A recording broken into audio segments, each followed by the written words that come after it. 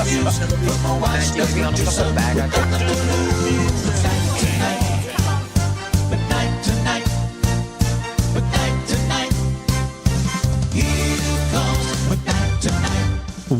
to McKnight Tonight. Now, here's Rob McKnight.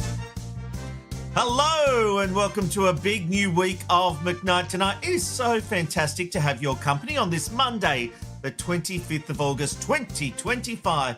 And it's a good one tonight. Reggie from Big Brother is here and she's actually doing the chat from my living room because it doesn't work having two people here at the desk. So she's literally just going to be in the room out there. We'll still do it as a two-way cross. And I've got to be honest, we've already had a drink, so it's Mad Monday here at McKnight Tonight Studios. Amanda had a cup of tea though, so we have to change that. Reggie, it's always a lot of fun when Reggie's in the house, and we're looking forward to that chat because they restreamed Big Brother, her season, over 2 weekends. So last weekend and the weekend just gone. And so, and Reggie's saying she found it very emotional, but we'll find out about that. All right, coming up tonight, why Australia could learn a trick or two from America. Yeah, America, when it comes to dealing with pedophiles. The bizarre plan to tax your spare bedroom, I mean, seriously, and dealing with bad audience members. I really love this clip. All right, let's get into our hard topics. And our first story has sparked outrage across America. A serial child sex offender has cut a deal with prosecutors in Louisiana, agreeing to be both surgically and chemically castrated after trying to rape a 7-year-old girl. Under the plea, 37-year-old Thomas Allen McCartney will also serve 40 years behind bars. McCartney's criminal record is horrific, spanning nearly 2 decades, including aggravated rape and carnal knowledge of juveniles. I've got to say, isn't this the perfect solution to all pedophiles? Castration, chemical castration. Now, I know there's a lot of people who would say, oh, it's inhuman. No, what they do to kids is inhuman. This is great. I love this idea. And this should be, if you're a pedophile and you want to get out of jail and reintegrate into the community, I think it should only be done with chemical castration. Chemical castration is the way to do this because this guy has become one of the first offenders sentenced under Louisiana's tough new castration law. Now, and it only just came into effect last year. Now, supporters say this sends a message to predators everywhere. But critics warn it could be cruel, unusual, and ultimately unconstitutional. Why is it cruel? Why do these do-gooders give more compassion to the perpetrators of crimes than the victims? And lest we forget, the victims that I'm talking about here are kids. You know, this isn't even a criminal activity against adults. It's criminal. It's sexual abuse against kids. And there are people saying, oh, it's a bit cruel to castrate them. Don't give a crap. I really don't give a crap. And as far as I'm concerned, do it to them, even if they're not getting out of jail. But I will tell you, here in Queensland, dealing with pedophiles is something we're grappling with here in Australia too. And there's a huge shake-up in the way Australia tackles child protection because you may have heard about this. In Queensland, we are about to become the first state in the nation to launch a public child sex offender register. It's called Daniel's Law, named, of course, after Daniel Morecambe. And for the first time, parents will be able to apply for photos and details of offenders in their community. Supporters say it's about giving families the power to protect their kids, but critics warn the scheme must be tightly controlled to avoid vigilante justice. Again, worried about the perpetrators of the crime and not the victims. And I come back to this because we all do worry about these pedophiles being in our community. So what if you're found guilty of being a pedophile and doing unspeakable acts to kids? And what if we said, you've served your time, you've gone through the whole appeal process, and what if we said, You want out of jail, you want to reintegrate into society, then you have to agree to be castrated, otherwise you stay in jail. Now, we often hear do the time, do the crime, and once they've done the crime, they deserve a second chance. I think there's a difference here between someone who breaks into a house and someone who commits one of these horrendous acts, because it's a need, it's something inside them, isn't it? They don't think the same as you and me. And if they have that need, then rehabilitation isn't really an option. Yep, they're found guilty of a crime, they do their time, and then they're back out again.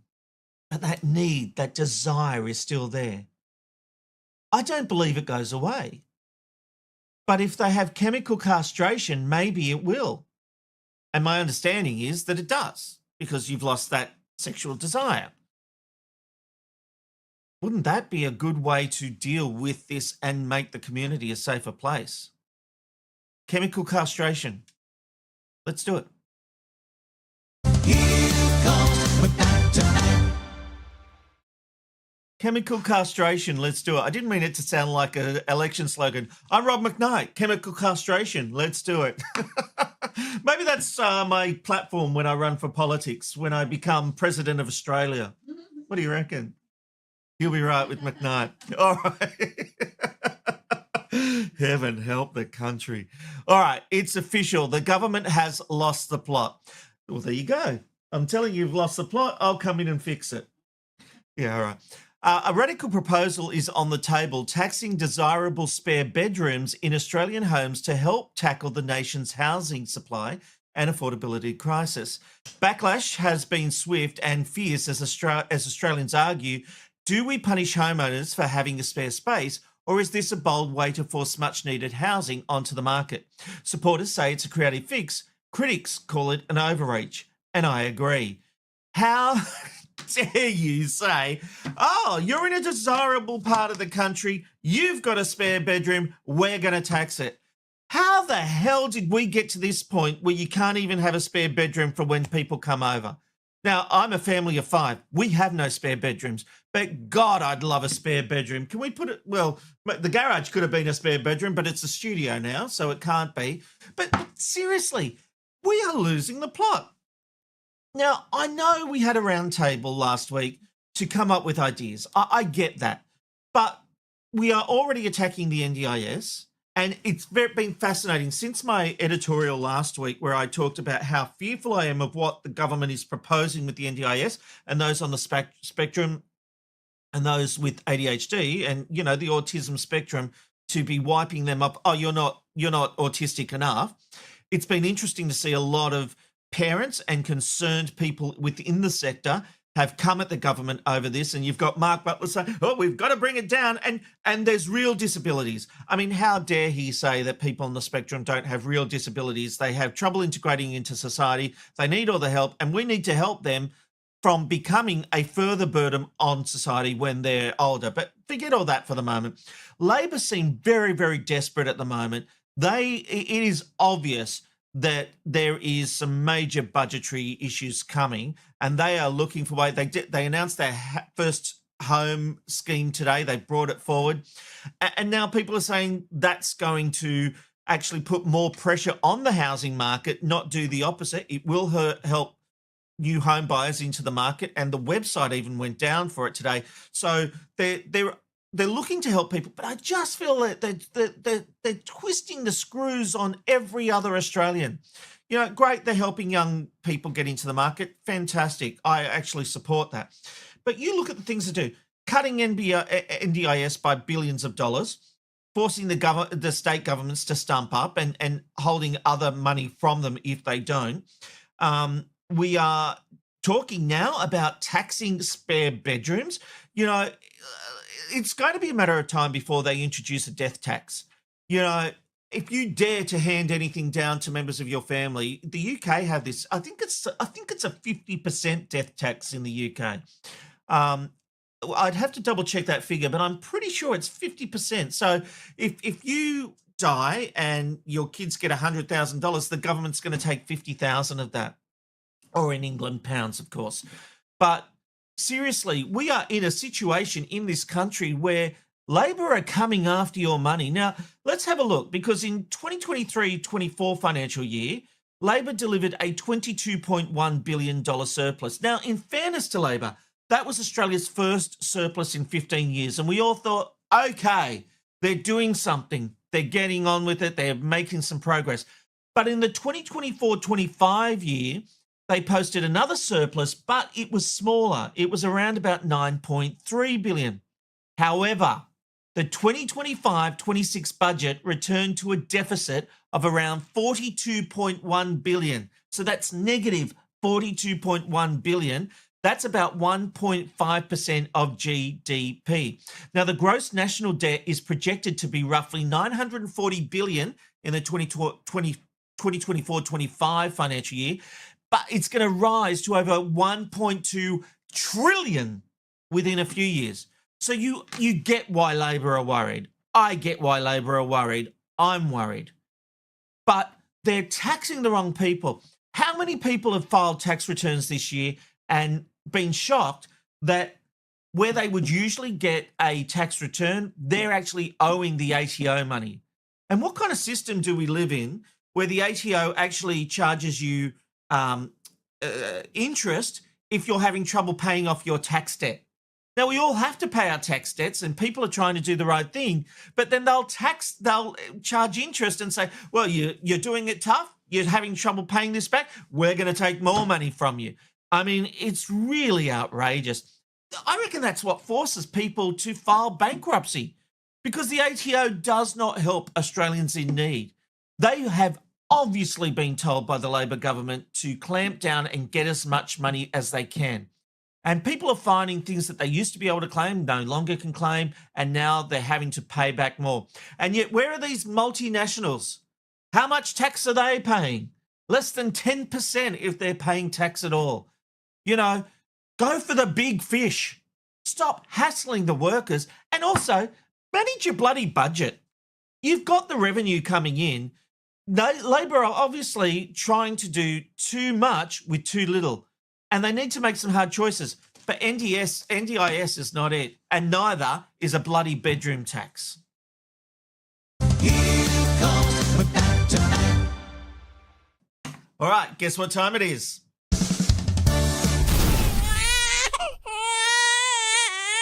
Yes, it's time for Rob's Rant. And have a look at this video going viral of singer Matt Nathanson during a performance where some people in the audience were making some noise. All I hear is your fucking talking. So do me a favor, just shut the fuck up. 100K. Good on him. Yay. Apparently, and in his social media post, he said, they didn't show the part. No one recorded the part where I offered to pay them. Why should you have to pay people to stop talking at your concert? Like, this self-entitled crap people think is okay. You go to a concert now, if it's a loud show, obviously this isn't some big arena. If you're talking in the front row, he can obviously hear you. So it's not that big a concert. Why would you just sit there? Oh, how are you, love? How are you going? You know, like just having a chat while the guy's performing right in front of you. You know, and I said the same when that lady, that mum took her baby to Arj Barker and he asked them to go out and, the world came crashing down because he's trying to do a show, but she thinks she has the right to take her baby. I mean, people are so self-entitled and so rude. It really does my head in. I love the way this guy... Can we have a look at that again, Amanda? I love the way this guy handled this. All I hear is your fucking talking. So do me a favor, just shut the fuck up. And the audience loved him doing that. They loved it. So this is a quick rant. If you go somewhere, show some respect to the performers. Show some respect to the environment you're in. If you go to a play, don't talk. Don't take a baby. If you have kids, they can go if they know how to behave when they're out in public at a performance. But if these little crap buggers start going off, get them out of there. It's a really simple rule. Show respect. I know we've lost it, but let's bring it back. That's Rob's rant. I say, that's Rob's rant.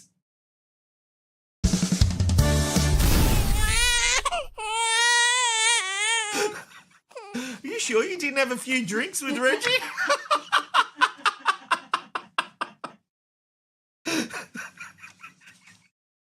I think she did. Mama's little helper. How much did you drink today? Just one more. Bottle? All right. Coming up, we will meet Reggie, but I need to take some of your feedback coming through to McKnight Tonight. Don't forget, we love your feedback. Leave it at youtube.com/@McKnight Tonight because we love seeing what you have to say. And also, watching the show there really helps us and build this community, and I love the community. Your feedback coming up right after our random live shot of the day. It's the random life shot of the day. Where are you going today?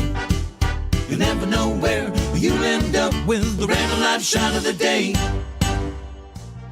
Yes, it's our random live shot of the day, and tonight we're virtually stopping by the iconic Jersey Shore, live from Seaside Heights, New Jersey. That camera that you're looking at right now, is perched atop the Midway Steakhouse, offering that sweeping northward view of the boardwalk and the distant Casino Pier amusement park. Right now, it is foggy with a cool 19 degrees, but things are expected to warm up beautifully throughout the day. We're looking at a sunny skies in the afternoon with highs reaching into the high 20s. Perfect beach weather on the horizon.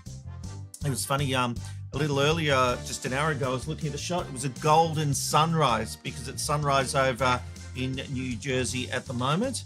And the sun's just coming in. You can see that fog. But it will clear up and the pier will start going and it'll be a lovely day for tourists to go down to the pier. All right, let's take a look at some of the feedback that's coming through to McKnight Tonight. And on the topic of castrating pedophiles, Andrea Wilkes says castration won't stop them. Yeah, I tend to agree with that. Well, actually, it will. I was looking at some stats and there is a 50% reduction in the rate of reoffending if people have been castrated. Linda says, why chemical go the cutoff? Thank you, Linda. Nice to hear from you tonight. We've also got Own Your Crazy. There's a difference between voluntary and court-ordered. And let me tell you, it should all be court-ordered. It should absolutely be court-ordered, Own Your Crazy. They need to be done with it, although I like the idea of cutting it all off. Restoration Archive says, what about female offenders? Castration doesn't work. There is a 50% reoffending rate on castrated males. I don't think that's right. I was talking to ChatGTP, as I tend to do, which says, sorry, my friend. I have better conversations with ChatGTP than I do my family. But castration, both chemical, hormone suppressing drugs, and surgical, removing of the testes, has been studied as a way of reduced sexual offending, including pedophilic behaviour. Castration drastically lowers testosterone levels, which in turn reduces libido and the ability to get an erection. In many cases, this leads to a significant decrease in sexual urges, including towards children. And some studies report surgical castration has been associated with very low reoffending rates. Some studies report below 5%. So that's a less than 5% reoffending rate. So I don't know that stat you've sent me, it was Restoration Archive, wasn't it?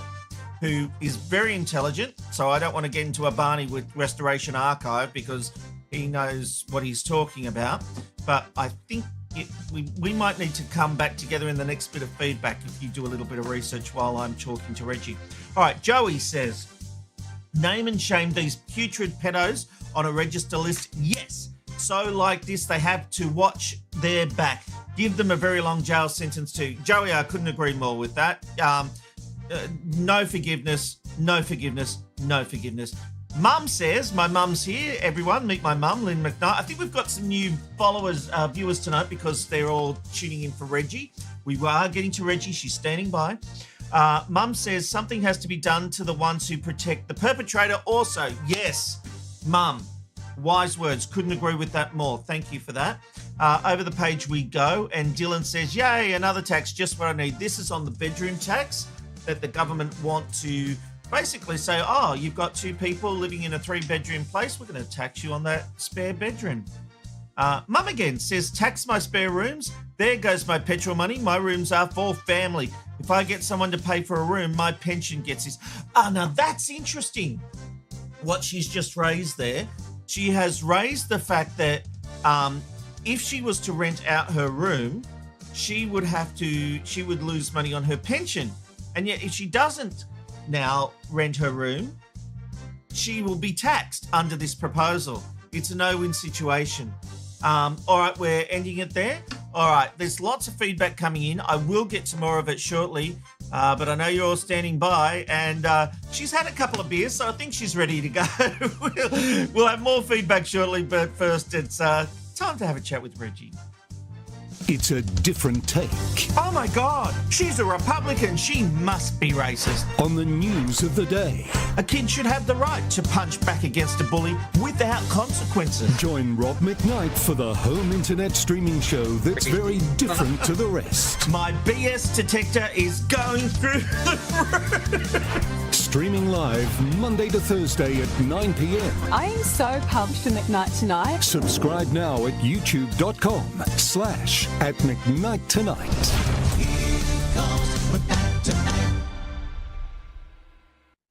Well, with Channel 10 bringing back the original format of Big Brother later this year, production company Endemol Shine have been live streaming the original series. The past 2 weekends saw the stream of season 3, the best in my opinion, the one that saw Reggie win. So I thought I'd get her in to share her reaction to seeing the series again. Reggie, welcome to McKnight Tonight. Thank you for having me. Well, thank you. You've come. We've had a pre-McKnight Tonight drink because you're actually at my place, but the set doesn't allow on-set interviews, so you're literally outside the door there. I am. It's funny as. The magic of television. Hey, how are you doing after reliving that amazing moment in your life? Oh my goodness, Rob. I never watched my series of Big Brother in 2003, and I was an absolute emotional wreck. After finished watching it all. It just brought back so many memories of like happy memories. I had the time of my life when I was in that house. Well, you didn't want to leave. No, I didn't want to leave. I didn't. And then at the end when they played the Reggie Rules doco that they made, and seeing my mum and my dad on there back then, and they were right into it all, and now they're not well at the moment, and things like that, and then looking back at Adrian and what he went through with all the hype of the media and my sister, and it was just like, wow, I was mind blown, absolutely mind blown. Well, we're talking by it about all. 2003. How did it Yeah. change your life? Oh, it did immensely change my life. Like, I thought I was going to go back to the fish and chip shop, and I tried to, but I couldn't handle busloads of tourists rocking up, just standing there staring at me. I was really weird. I was like, oh, I'm in a zoo. It was like Big Brother again, like people just watching me in real time. It was crazy. Yeah, I gave it a crack, and I just couldn't realised do you've it. never made me chips. Oh, really? I'm going to have to do it. I'm still good at cooking them. I love a chip buddy, don't you worry. Oh, yes, I love it with HP sauce. Oh my God. No, just bread and butter. That's what I have. Oh, really? Mm-hmm. Oh, I love it. One of my favourite sandwiches. But it wasn't all good when you left Big Brother. Your relationship fell apart. But you also got done out of a lot of money. And in fact, when you won the season 14 of Big Brother on Channel 7, I said to you, do not give anyone your money. And even when we got together and had a lunch and you wanted to pay, and I'm like, no, Reggie, don't spend your money. I know. And again, like, because with the first season, I paid off the house and left that to Adrian. And then I got, ripped off. And then I couldn't get a job for 2 years, and I lived off the rest of the money, and so that was just a nightmare. And then the second time around again, I thought I was going to be able to buy a house for me and my kids, and yeah, that again, because I don't have a job, I went to the banks to see if I could get a loan, because you need to borrow at least nearly $1 million these days to if you want to live. They're like, you're blind, you don't have a job, you don't have 6 months worth of income coming in, proof of an income. No, sorry, we're not touching you with a 10-foot pole. So you're renting? So I'm still renting, and I've been living off the money to pay the rent each week to keep a roof over our heads. And if I had not have won that money, I reckon we would be living in a tent like a lot of people are these days. That's how it's gone. But that money's only going to go so far. Oh, Rob, it's already drying up. It's, just paying rent and living. And, I mean, I did take the kids on a couple of holidays and stuff. Oh, no. Terrible that you actually spent some of your winnings. I know. I took him to New Zealand, and oh my goodness, it was the best time ever. And and I went to Tassie, and I went to Bali for the first time. I loved that. That was awesome. And but just again, it didn't turn out the way that I expected or had in my head. No, and you've had to put up with a lot throughout your life, and there's a lot we talk about off the air that you deal with. But on a good side, with the streaming of this series, you recently had a catch up with the other contestants of season 3. What was that like? Oh, we had a reunion, yes, a couple of years ago. That was from... okay, so that was from a couple of years ago, was it? Because I saw it on your Instagram page and thought it was new. No. So we did that 2 years ago, and I thought, because there was so many people, because it was being streamed live on YouTube, so Big Brother's streaming the Channel 10 seasons, and I was in the YouTube chat, and so many people were asking Reggie, oh, here it is. Yeah. Oh, yeah, Reggie. They're going, Reggie, do you see anyone? And I said, we had a reunion a couple of years ago, and this is it. Yeah. Oh, wow. Great footage, great memories. You did a reaction video during the week, and you, how can I put this? You talked about Saxon and that he's a big boy. Oh, my goodness, yes. He's got a big eggplant, that's for sure. Were you guys surprised when he ended up dating Gretel? Yes, because it was after it's weird, because when I was in the house, I could see the love, right? I could see this love triangle going on between Sax and Vincent and Patrick. Like, you could see it all unfolding in there. But I didn't realise that there was another one unfolding as well. And then, and then that was all, denied, but it was, it happened. Oh, but you I mean, sorry, it's common knowledge now, isn't it? Like, I thought it was common knowledge. And then I remember saying, a while back, well, no wonder, Gretel had a go. He's got a big one. Poor, but I love Saxon. I loved him, and I love Gretel too. Yes, of course. Do you know, speaking of such things, I get in trouble around here because I love you dearly. I always make a joke about how I've seen, you're from Tassie and I've seen your map of Tassie because... yes. Because of the uncut episodes. And Amanda and Jasmine, they're like, stop talking about Reggie like that. Are you obsessed? And I'm like, no, it's just funny. It's funny. And you know what, Rob? When I was watching the show, Lucas came and sat down with me and started watching a bit of the Reggie Rules doco. And Adrian popped on the screen and he goes, oh, who's that? Who's that bloke? And I said, oh, that was my first husband, Lucas. So that was all a bit weird as well. Oh, wow. And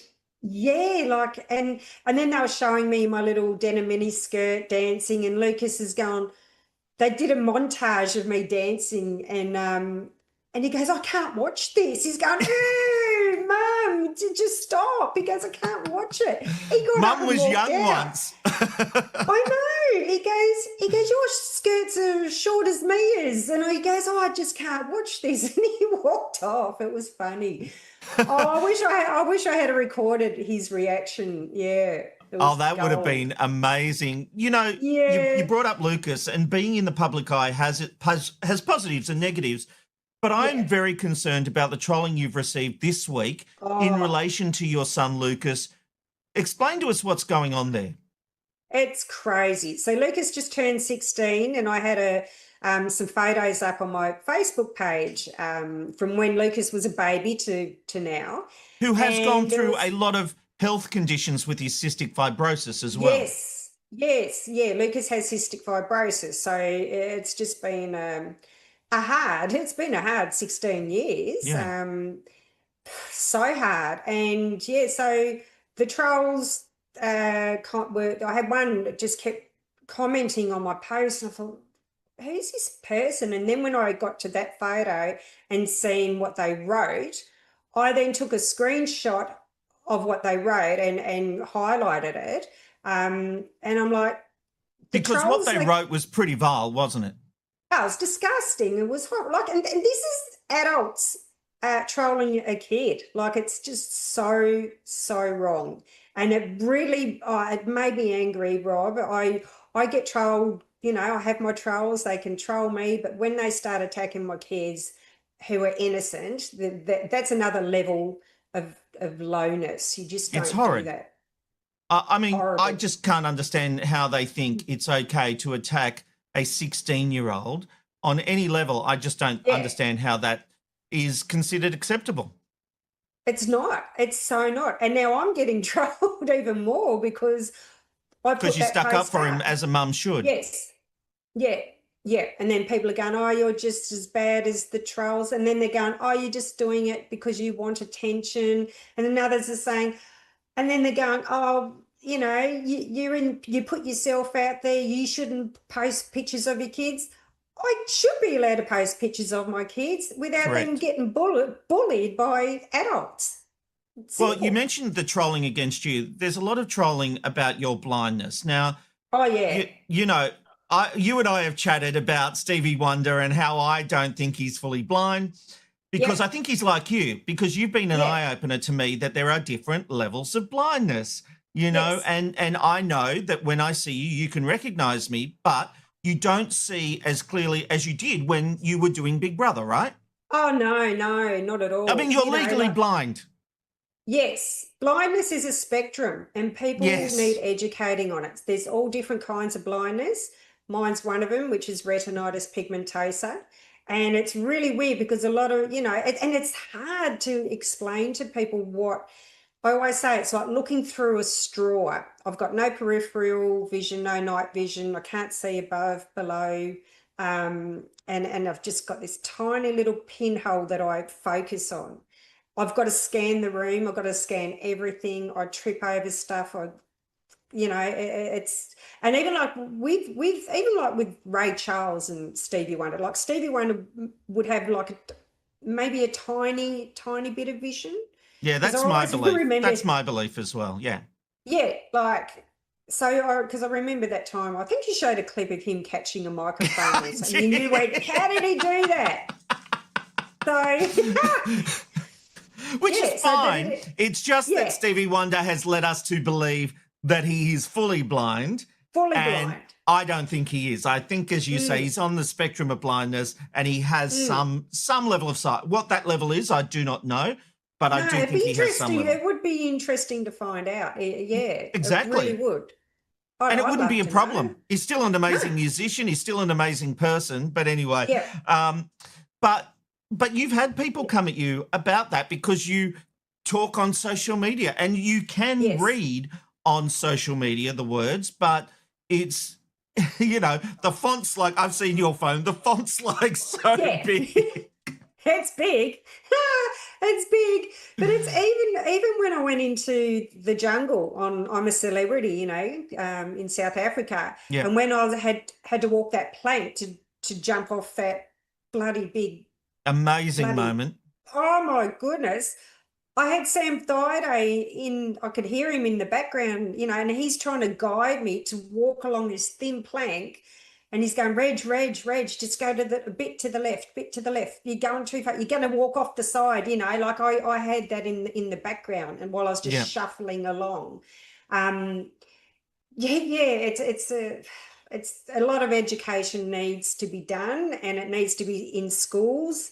I don't know why no one employs me to go around teaching these things. I could have a job. It so doing obviously that. should happen. I know, I could, go to classes and educate people about blindness. It has to start when we're younger.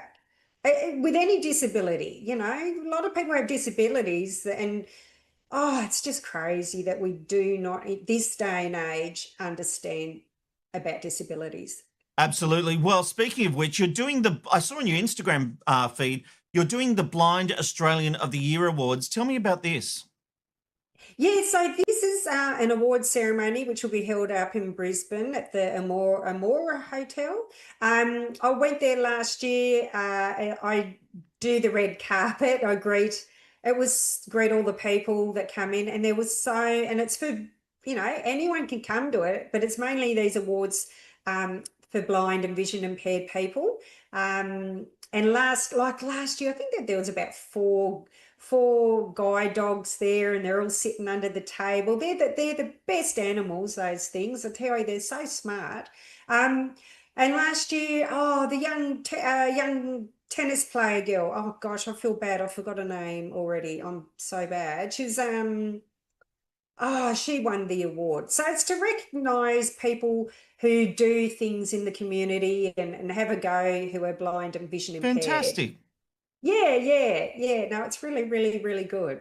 And you can get your tickets at blindaustralianoftheyear.com.au. There we go. The super's on the screen. blindaustralianoftheyear.com.au. It's happening in October, I believe. Reggie, It's a great cause, and you are such an advocate. And yes, the government should have you going around to schools. And it would be nice, because then if you had some kind of income, you could possibly buy a house, and keep a roof above your head. Oh, it's a double-edged sword, Rob. It truly is. It's just been you're like, what are you? One of those mice in a wheelie thing? Oh, a hamster in a wheel.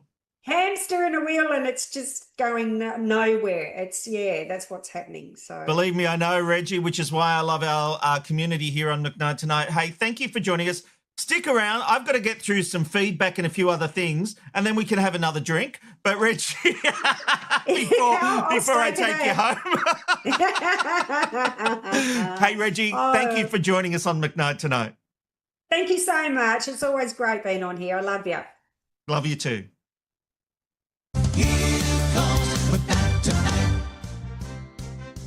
Funnily enough, Reggie has the beer, I have the wine, How great is she? I just love her, and the feedback coming through is amazing. And look, if you are new to McKnight Tonight, we are here every Monday to Thursday at 9 p.m. We do this type of show, hot topics, interviews, on Monday, Wednesday and Thursday. And on Tuesdays, we do a show called Media McKnight, where I take a look at the media. I've had over 30 years experience in the media, and I bring my insights and commentary into that. All right, let's get to the feedback coming through as we wrap up McKnight Tonight. Nicole says, how are they going to know if you have a spare room? This is on the spare room tax. Partners could sleep in separate rooms. One room could be a home office or a TV reading room. Yes, exactly. It's going to be Big Brother. They're going to come on the door and say, we're here to check your spare room. Oh, quick, we've got to make it look like someone's living in there. I mean, it's just ridiculous. Dylan says they'll send the bedroom police branch of the AFP around. The AZZ. No, I tried to do a snore then. That didn't work. Own You're Crazy. Tonight's episode is brought to us by ChatGPT. Holy product placement. If only I was getting paid for it. Nicole says, yay, Reggie. Woo! Yeah, we love Reggie. There's no doubt about that. Tracy says, Reggie was so emotional watching it. God love her. Yeah, and she'd never watched it before. That's amazing. Jacqueline says, it was so much fun being able to watch it with Reggie, like we all got to see it for the first time. Yeah, well, she had, we were talking earlier and she was saying she had never seen the other conversations that happened. So she's seeing how people were with her and how they'd go into the diary room or go into another room and have a different conversation. She said she actually learnt a lot about the people that she felt she had known all these years. So very interesting. Jeanette says, chip sandwiches, yummy. Yeah, we love our chip butties. Michael T says, Reggie is an Australian reality TV icon, the very definitive everyday person thrown into a whirlwind time in front of the country live to air, and still a humble and down-to-earth Aussie. So very true, Michael, so very true. We got this one from Restoration Archive. Regarding the trolling that's been happening with Reggie, there will always be some keyboard hero that wants to have a go. So true. The disappointing thing about that is that the people that have piled on her in regards to this trolling that's happened, it's vile, just vile. Spencer Housen says, hello, Spencer. Hopefully Big Brother has seen the love for Reggie Bird this past fortnight and will include her somehow in the new series. They would be mad not to. She's a ratings driver. We have already seen tonight the number of people watching the live show has gone up, and I'm sure that will continue over the weeks ahead with the as people watch it on demand. But we're already seeing new people giving feedback. Jacqueline is one of those new people. She says, amazing, Reggie. It was an unreal moment watching on Celebrity Get Me Out of Here. You're a gem. Thank you, Jacqueline, and thank you to everyone who has taken part in our feedback tonight. Sorry, there is one more. Over the page we go. My apologies, everyone. Joey says, looking yeah, give me a long one to read at the end. I'm waiting for I'll need a drink after this. Get the wine ready, Reggie. Looking smoking hot, Reggie, tonight. Loved your hair and dress. Loved watching the rerun of Big Brother 03 with Reggie. Reggie, the only person in Australia to win Big Brother twice. There's a simple reason why. It's because you're exactly you, Reggie, and that was how you entered the Big Brother house, and instantly all housemates fell in love with you, and also Australia. What a great way to end it on. Thank you, Joey. We are back tomorrow at 9 p.m, streaming live around the globe, 9 p.m. Australian Eastern Standard Time, as we bring you Media McKnight, and then back on Wednesday and Thursday at 9 p.m. for McKnight Tonight. Hot topics. It's a different look at the news of the day. Thanks for your company. I'm Rob McKnight. We'll see you tomorrow. Cheers.